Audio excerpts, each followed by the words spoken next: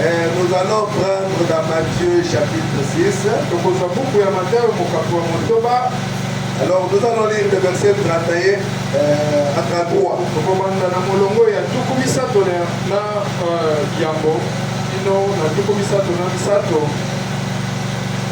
J'ai dit Matthieu chapitre 6 verset 31 à 33.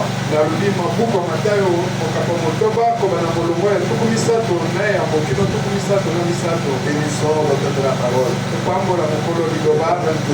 Et à toutes choses. Aussi de vous qui se perdez les mains.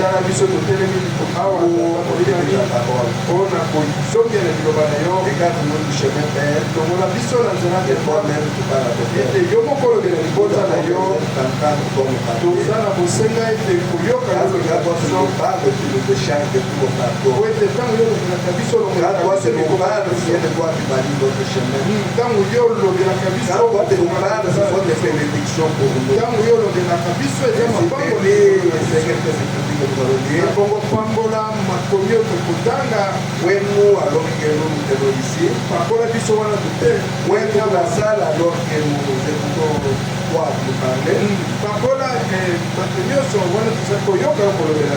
prendre compte de toutes choses en ce lieu, Père.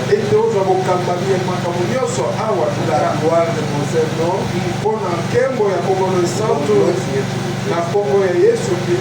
Amen. Amen. Matthieu chapitre 6, verset 31 à 33. C'est Jésus qui parle. Notre Seigneur.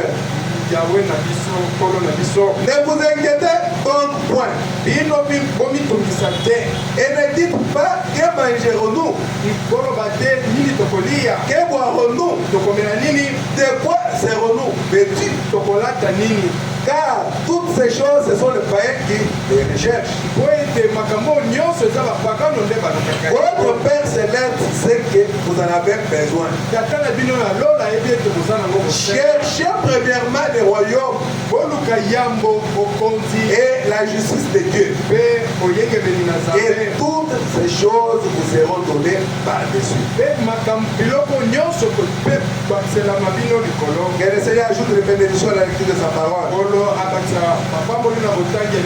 Vous pouvez vous asseoir. Amen. Nous venons de lire quelque chose dans la Bible. Là, c'est notre Seigneur lui-même qui nous parle. En quelque sorte, il nous encourage. Il nous dit, ne vous inquiétez donc point. C'est que parmi nous, il y en a qui s'inquiètent. Ou bien parmi ses disciples ou parmi les gens qui l'écoutaient, il y avait des gens qui avaient des inquiétudes. Alors pour leur parler, leur donner du courage, il leur disait, ne vous inquiétez point. Et ne dites pas, que mangerons-nous. C'est que les gens veulent faire. Les gens veulent faire. Tu peux être ici, tu ne vas pas manger. Je pose même la question ce soir, ça sera comment? C'est aussi une question. C'est la même chose ici. Et le Seigneur Jésus-Christ, ne vous demandez pas que boirons-nous. De quoi serons-nous vêtus? Oh Seigneur, je n'ai pas d'habit. Je suis ton enfant.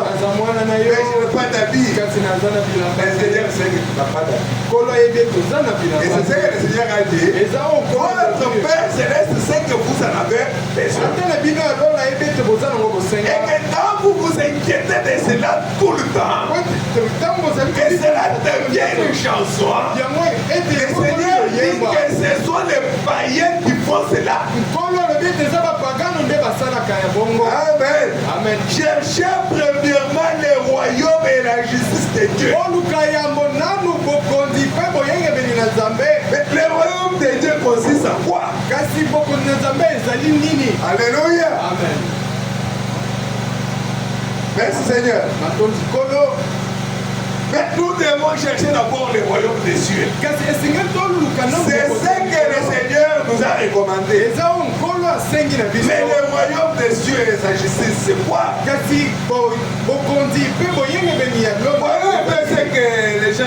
enseignement de Acte 2.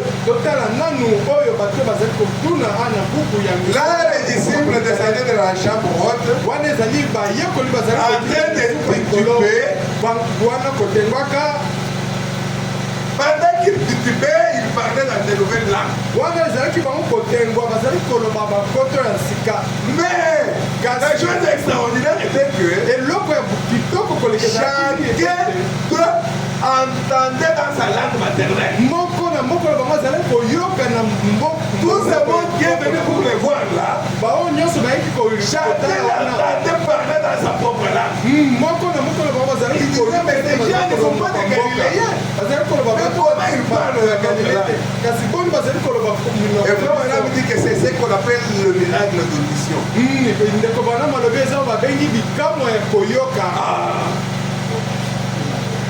Mais quand ils ont vu Pierre et les autres, et Pierre a commencé à leur parler. Pierre a commencé à prêcher. Il a parlé de Jésus. Au verset 37, la Bible nous dit, après avoir entendu ce discours, le discours de Pierre, ils eurent le cœur vivement touché. Ils dirent à Pierre et aux autres apôtres, oh frère, quel ferons-nous? Pierre leur dit, répandez-vous et que chacun de vous soit baptisé au nom de Jésus-Christ pour le pardon de vos péchés et pour recevoir les dons du Saint-Esprit. Car la promesse est pour vous, pour vos enfants et pour tous ceux qui sont au loin. Que le Seigneur notre Dieu les appelle. Pour recevoir le Saint-Esprit. Que Frère Branham nous dit que le Saint-Esprit, c'est ça même les signes. C'est ça même les tickets. Et que le royaume des cieux consiste en Saint-Esprit au travers de la parole. Amen. Donc, le petit sujet ce soir, nous allons parler, le titre c'est nuage affreux na lipata oyo ya moyindo kutope ya kobangisa aux d'ange qui passe ensemble na mapapu ya banje oyo ezali kopepa elongo nuage affreux wuta na lipata oyo ya kobangisa aux d'ange qui passe ensemble na mapapu ya banje oyo ezali kopepa elongo. Nous allons voir le frère Madame nous dire comment on est Madame koyesa biso Dieu nous donne certaines bénédictions sous forme de guisée. Et quand nous nous regardons, nous disons, oh Seigneur, avance encore. Alors que c'est une bénédiction. Et Frère Madame dit ceci. Parce que ici les disciples ont dit aux gens qui sont venus que cette promesse est pour vous, pour vos enfants et pour ceux qui sont au loin. C'est de la promesse de l'Esprit. Et pour Madame dit dans les signes du 8 mars 1964, donc le 8 mars 1964, au paragraphe 117, Madame dit ceci. Les promesses de Dieu sont scellées dans le sang. Et cela nous affranchit du péché et de la mort. Et nous distingue du reste du monde. Alléluia. Amen. Vous n'avez pas à vous habiller différemment.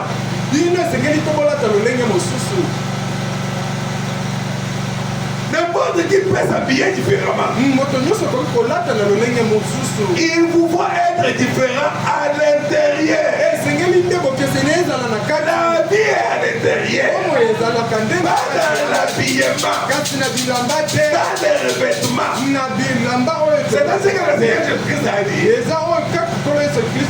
ne vous inquiétez pas de quoi vous serez vêtus. Cherchez d'abord d'être revêtu du Saint-Esprit. Alléluia. Amen. La vie est à l'intérieur. Pas dans l'habillement. Pas dans les revêtements. Le royaume de Dieu ne consiste pas dans le manger et dans le boire. Ni dans les habits qu'on revêt. Peut-être tu peux te faire toi des soucis. Oh, moi je n'ai pas tel habit. Donc je ne suis pas un enfant de Dieu. Oh, ce n'est pas ça le royaume des cieux. Ce ne sont pas des habits. Être vêtu c'est très bien. Mais à l'intérieur, qu'est-ce qu'il y a? C'est de l'abondance du cœur que la bouche parle. Alléluia. Amen.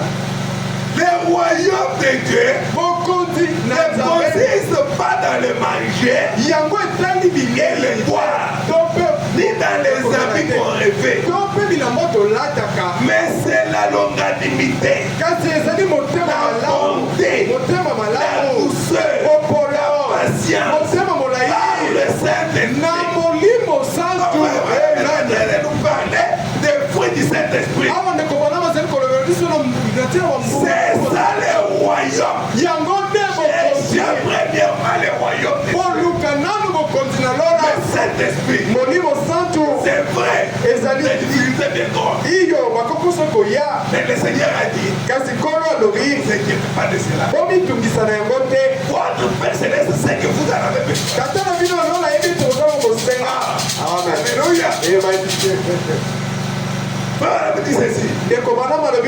Dans qu'est-ce que le Saint-Esprit?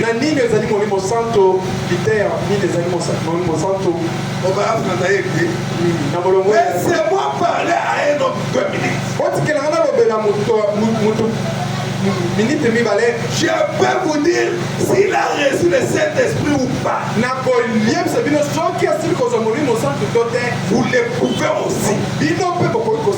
Ah, tu peux parler avec quelqu'un et voir s'il a reçu le Saint-Esprit ou pas. Alléluia. Amen. Ah, ça les distingue. C'est une marque. C'est un signe. Mais c'est un signe. Et vous allez me dire, dans l'Ancien Testament, ils avaient ainsi, c'était les circoncisions. Quand un enfant ne voulait pas se faire circoncire, il ne pouvait pas entrer en communion avec les autres. Là, c'était dans la chair. Et vous allez me dire, aujourd'hui, si le reste de l'Assemblée refusait d'être circoncis, ils ne vont pas entrer en communion. Alléluia. Amen. Eh bien, appliquez ça aujourd'hui. Une personne qui refuse de recevoir le baptême du Saint-Esprit ne fait pas avoir aucune communion parmi ceux qui ont le Saint-Esprit. Parce que ceux qui ont le Saint-Esprit sont assis dans le lieu céleste. Et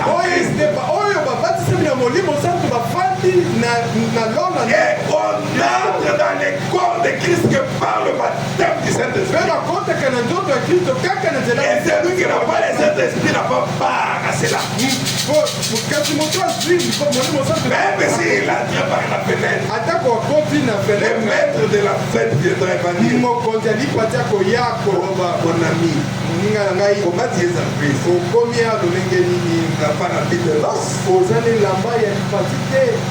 Apprenez-les. Jetez-les dehors.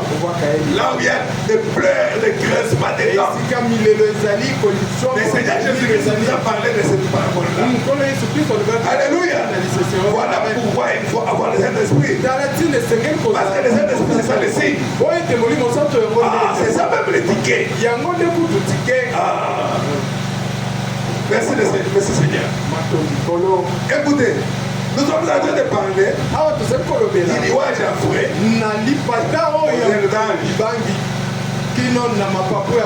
Alléluia. Les nuages à fouet, ce sont les temps par lesquels nous passons. Mais à la fin de la route, nous allons voir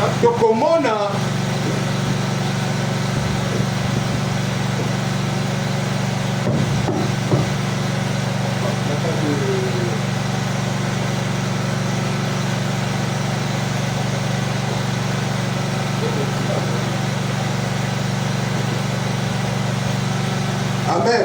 Amen. Je disais ceci. Il faut augmenter aussi les émissions. Il faut vérifier toujours les piles avant de commencer. Il faut mettre les nouvelles piles avant de commencer le culte. Au lieu de couper chaque fois comme cela.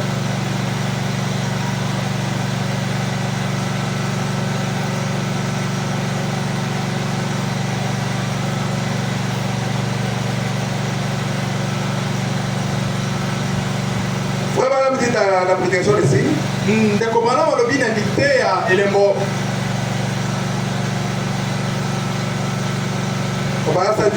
continue et dit comment on va avoir des signes.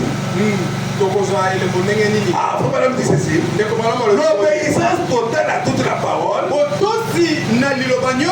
nous donne de toi aussi. L'obéissance totale. Pas à une partie de la parole. À toute la parole. Aussi. Alléluia. Amen. Mais si la parole nous dit, soyons à l'église chaque fois que les portes s'ouvrent, et que nous ne sommes pas là, là on n'est pas obéi à cette parole. On n'aura pas droit aussi. Dieu ne regarde pas notre beau visage. Non, ou bien les habits que nous avons portés. Dieu regarde sa parole. Alléluia. L'obéissance à toute sa parole donne toi aussi. Il n'y a pas un autre moyen par lequel on peut avoir droit aussi. C'est toi qui parle. Il n'y a pas un autre moyen par lequel on peut avoir droit aussi. Avant d'avoir pleinement obéi à la parole.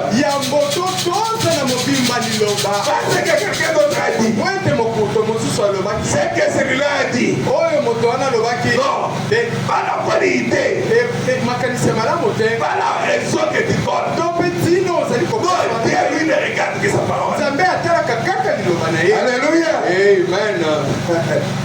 Quand il a dit, vous devez naître de nouveau, cela ne signifie pas sauter à l'autel.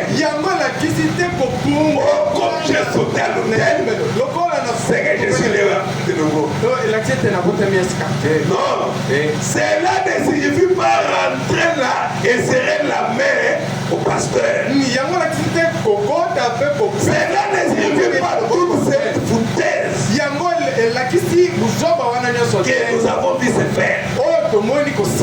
Cela ne signifie pas inscrire votre nom dans un registre d'église. Cela signifie mourir à votre premier être. La mort à soi-même. Alléluia. Et vivre par votre deuxième être. Alléluia. Cela signifie que le sang a été appliqué et que vous êtes identifié par la vie de Jésus-Christ et que vous vivez comme Christ. Alléluia. Amen. C'est un peu cela. Cherchez d'abord le royaume des cieux. Amen. Et s'il est des cèpes, et que nous sommes des armants, la vie qui est dans les cèpes, descend dans les armants. Ça provient aussi du cèpe, la même vie. Et les armants produira le fruit. Et nous sommes des armants. Et le cèpe. Merci Seigneur. On ne va pas traîner. C'est tout simplement une petite exhortation. Pour madame nous dire, s'il s'agit d'un serment d'une autre âme, ce qui est fait, oui, il va vivre. Mais vous ne verrez pas le fruit qu'il va produire. C'est une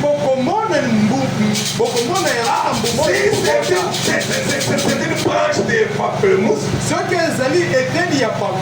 On a greffé à un oranger.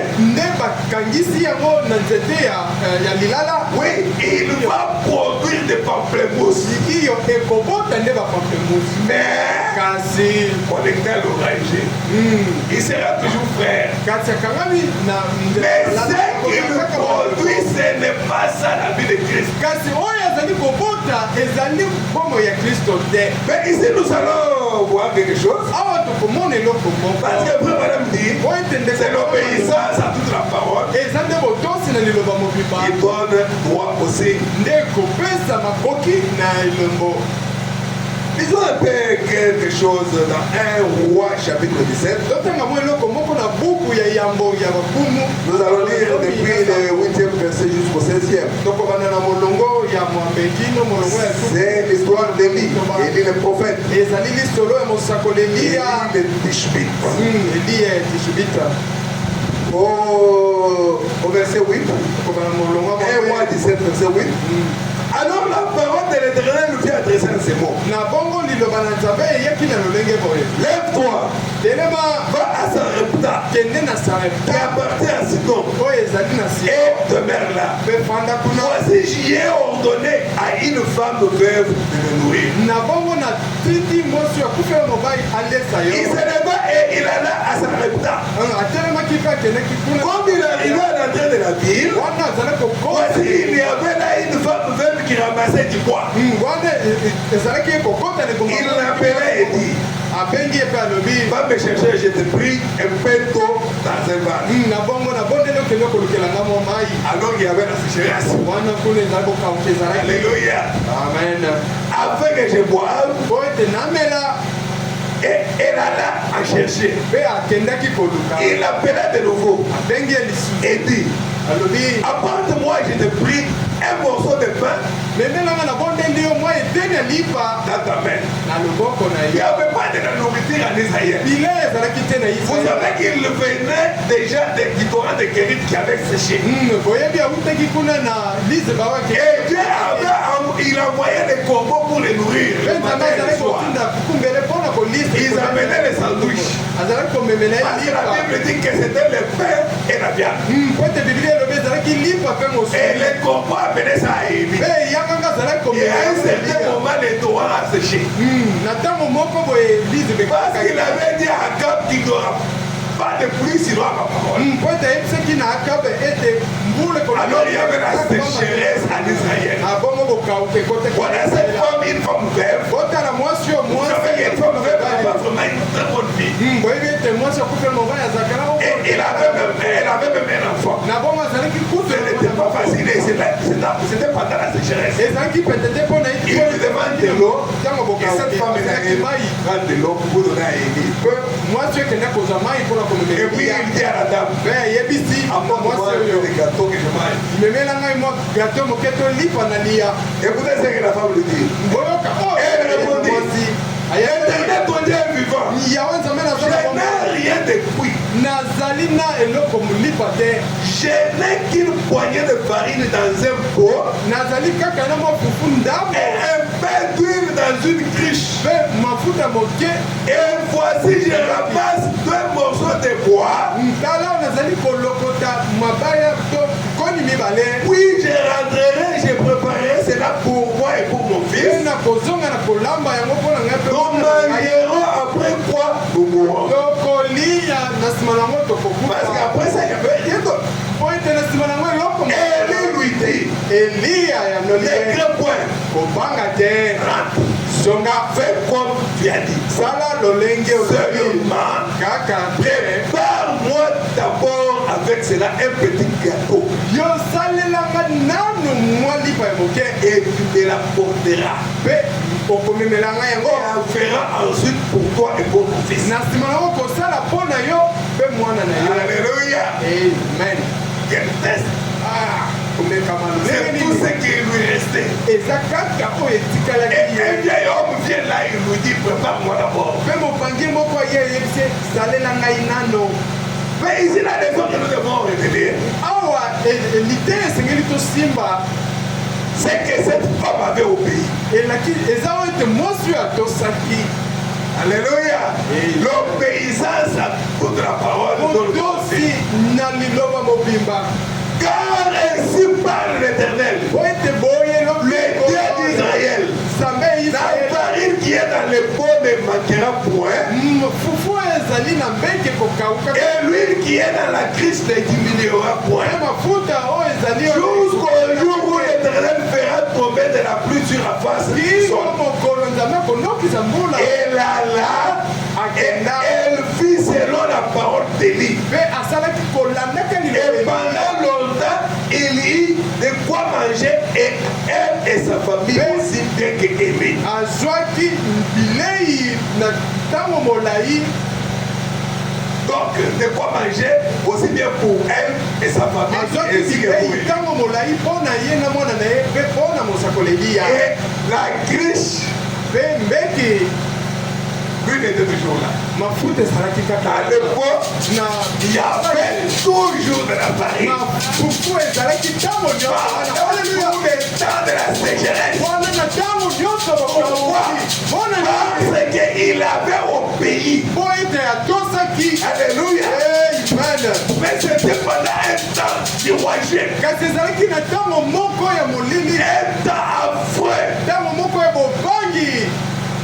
Alléluia. Le reste de sa farine pouvait simplement faire un gâteau et puis manger avec son mère. Fufu na ye etikala kaka ya moke mpona kosala lipa moko. Voilà que derrière ce temps affreux, Kasi botala na nsima ya ntango il y avait les yeux d'ange. ezalaki na mapapo ya Il lui apportait la bénédiction. oyo ezalaki komemela ye Alléluia. Il faut rester toujours fils et filles de Dieu. esengeli kotikala Et non pas se lamenter. kasi komitungisa Notre Père Céleste sait qu'on en a besoin. oyo alola ayebi ete toza nango bosenga. Alléluia. Amen. Alléluia.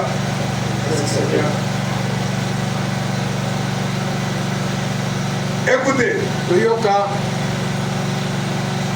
faut pas me dire. ndeko Branham alobi Toujours dans les signes, kaka na lite nango paragraphe 131. kolobo ya kama moko tokomisato moko On sort de dire. tokoboye alobi Rien ne pourra vous faire demi-tour. eloko moko te kozongisa Quand vous avez déjà les signes. ntango yo sili Vous connaissez votre position. oyebi esika na Une yo entière obéissance à toute la parole de Dieu. oyo etozaka na liloba nzambe na Vous mokili donne droit aussi. epesi yo Et rien d'autre. mpe eloko mosusu te Heureux celui qui observe tous ses commandements. esengo na moto abikelaka malako Il nyonso aura droit à l'arbre de vie. akozwa makoki mpo na nzete ya bomoi. C'est le frère Branham qui répète la Bible. eza ndeko Branham Heureux celui qui observe tous ses commandements. alobi esengo na moto alandaka Il mobeko aura droit à l'arbre de vie. akozala makoki na nzete na bomoi. Ah. Et frère Branham dit, mpe ndeko Branham alors alobi quand nous prions, na bongo ntango tozali il nous kobondela faut présenter les signes esengeli totalisa avec nos prières. na mabondeli na biso. C'est pourquoi le Seigneur a dit, cherchez d'abord le royaume des cieux. eza na bongo ndeko royaume des cieux, c'est le Saint-Esprit. Quand nous prions, Dieu nous voit présenter les signes avec nos prières. Maintenant, ne manquez surtout pas ça. Quand vous priez, vous devez avoir les signes pour couvrir votre prière. Si vous n'en êtes pas là, priez jusqu'à ce que les signes viennent. Car vous n'avez pas la promesse d'être exaucé. Si tu n'as pas de signes, c'est grave. Alléluia. Amen. Madame dit, quand nous prions, nous devons présenter les signes. Et les signes, c'est le Saint-Esprit. Nous n'avons pas ça. Prions jusqu'à ce que nous l'ayons. Si nous n'avons pas les Saint-Esprit, il n'y a aucune promesse d'être exaucé.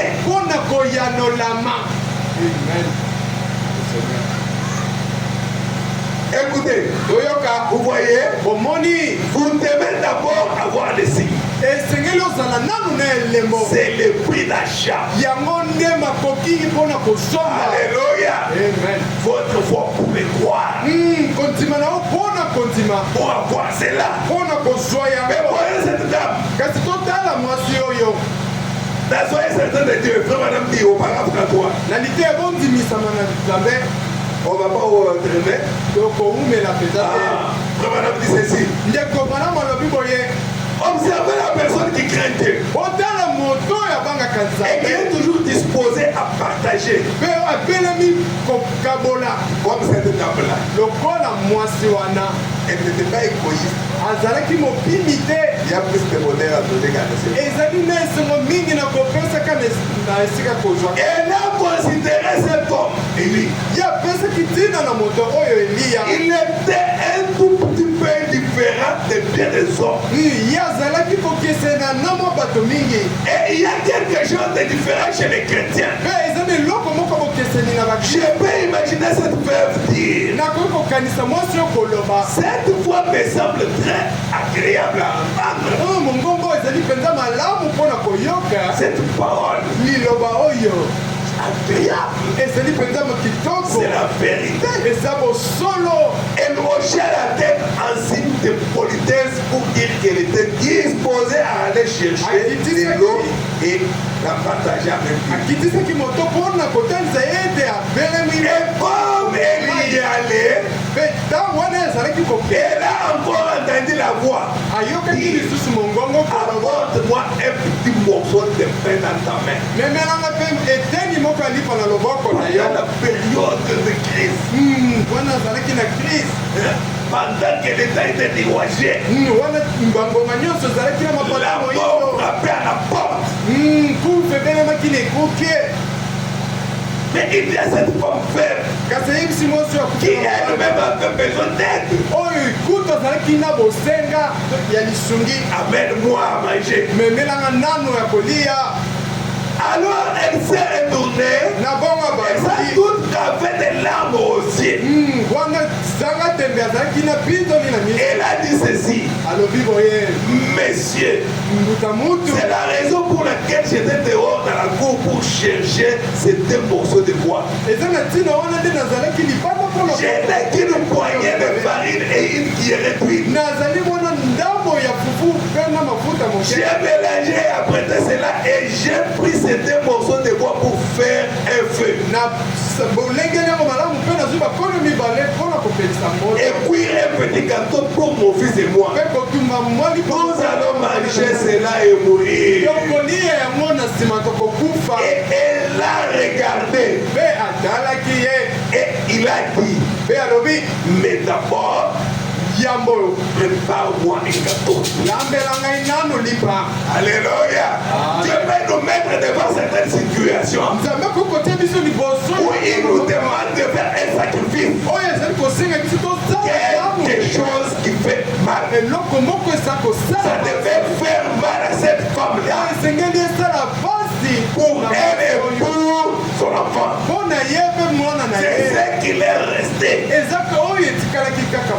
faut pas perdre l'espoir. Alléluia.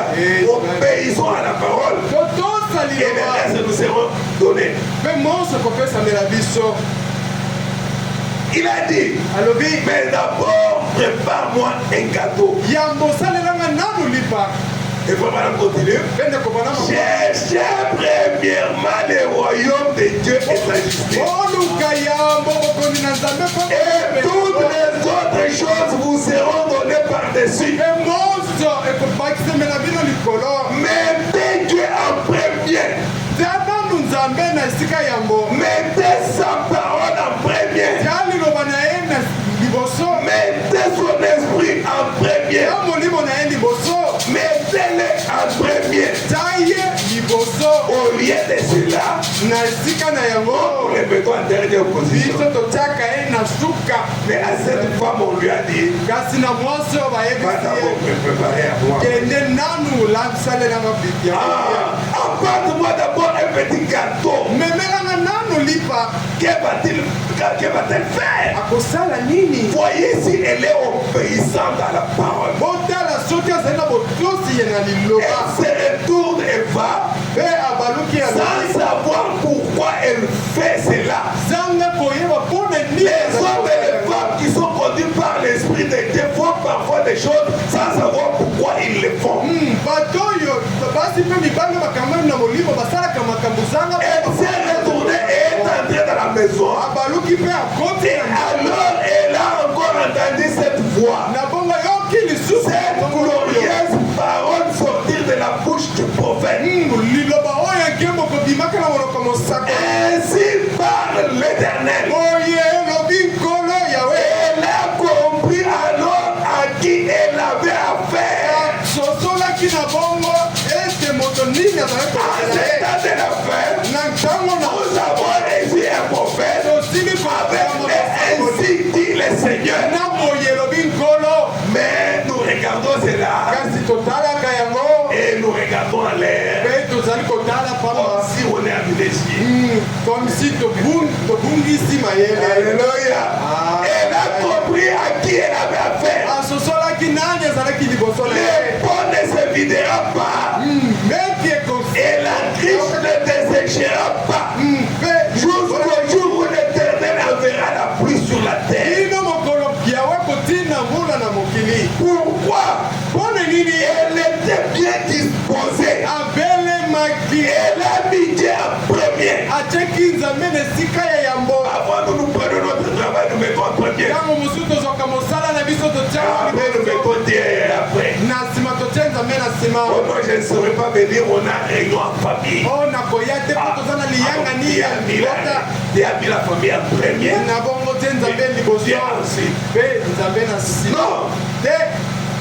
Elle était certaine que Dieu allait faire quelque chose. Elle a tenu bon. Amen. Bien des fois, écoutez, bien des fois, lorsque les ennuis frappent notre maison, ce sont des bénédictions déguisées. Les gens peuvent dire, eh bien, tu es malade. C'est tout simplement parce que tu n'es pas en ordre avec Dieu. Ce n'est vraiment pas ça. Job était en ordre avec Dieu et il était malade. Mais c'est Dieu qui vous met à l'épreuve, qui vous fait passer un test pour voir ce que vous allez faire. Peut-être qu'il laisse le médecin déclarer cela à dessein pour voir ce que vous allez faire. Alléluia. Nous nous approchons de la bénédiction du Seigneur. Dieu vient prendre son église. Il n'a jamais demandé et posé la question, aurais-je une église? Trouverai-je la justice? Mais voici la question que Jésus a posée.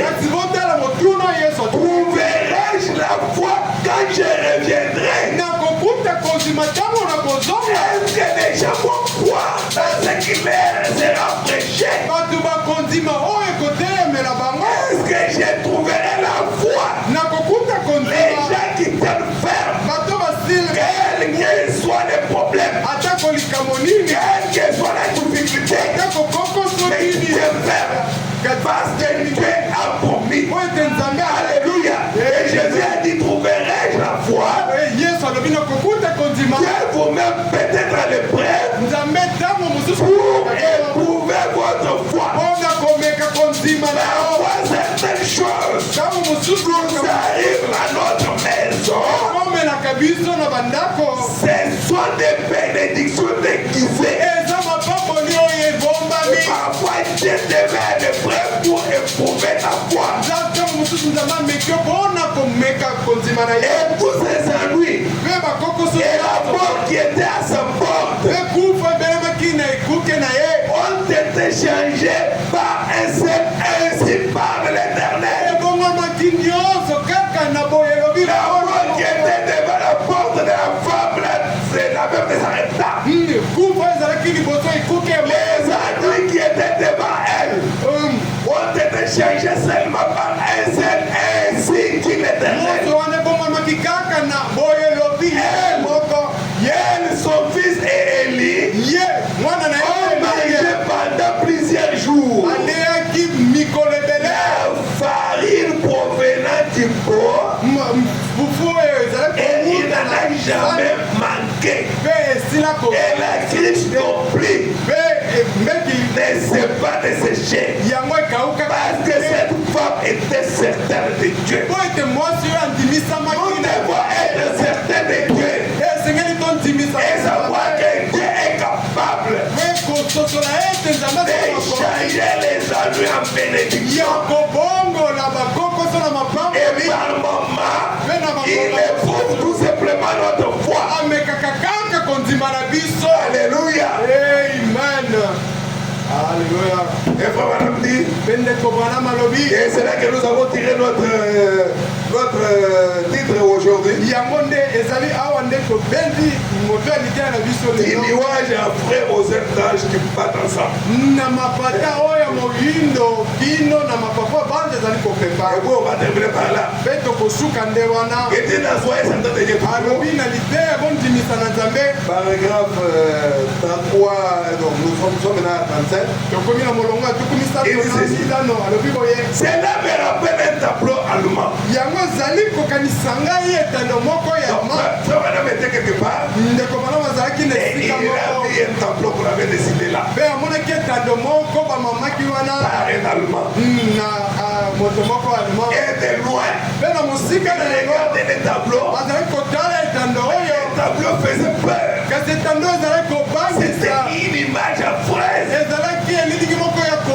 Il dit, plus je m'approchais du tableau, parce que ça apparaissait comme des nuages noirs. Ça faisait peur. Et plus je m'approchais, j'ai découvert par après que c'était plutôt les ailes d'ange qui battaient ensemble.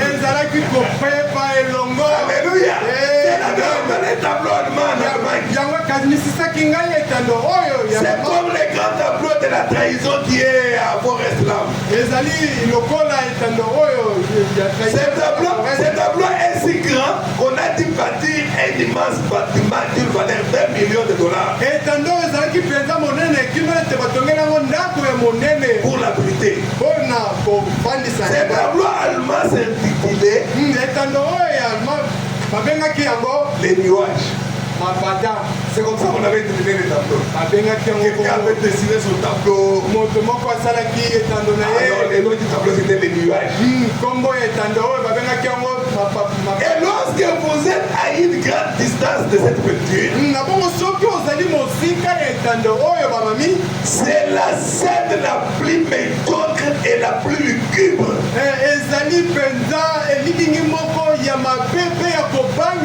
C'est un tas de nuages qui s'entremêlent.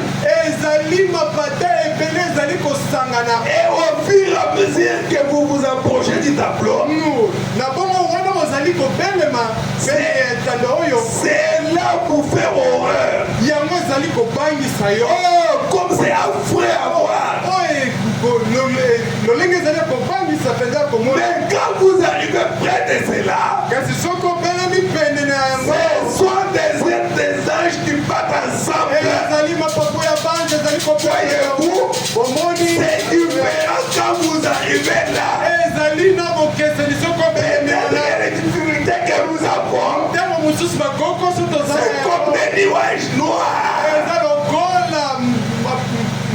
Et c'est Dieu qui met notre voie le preuve. Plus nous nous approchons, plus nous verrons clair que c'est la bénédiction qui était cachée derrière. C'est peut-être votre cas ce soir. C'est peut-être votre cas ce soir. Vous ne savez pas exactement que vous êtes malade. Vous ne savez pas exactement pourquoi ceci et cela. C'est qu'il en est de ceci. Mais peut-être que c'est une bénédiction déguisée. Pour vous ensemble être une fête sombre et lugubre. Mais ce sont peut-être des aides des anges qui battent ensemble. Si seulement vous êtes certain de Dieu, vous êtes sûr que Dieu guérit les malades.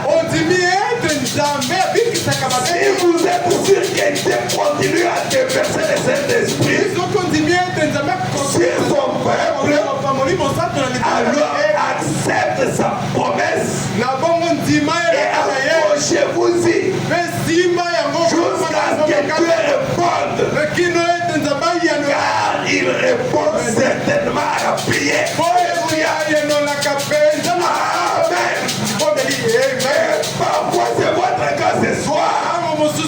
Peut-être ce sont les nuages sombres, noirs qui font peur.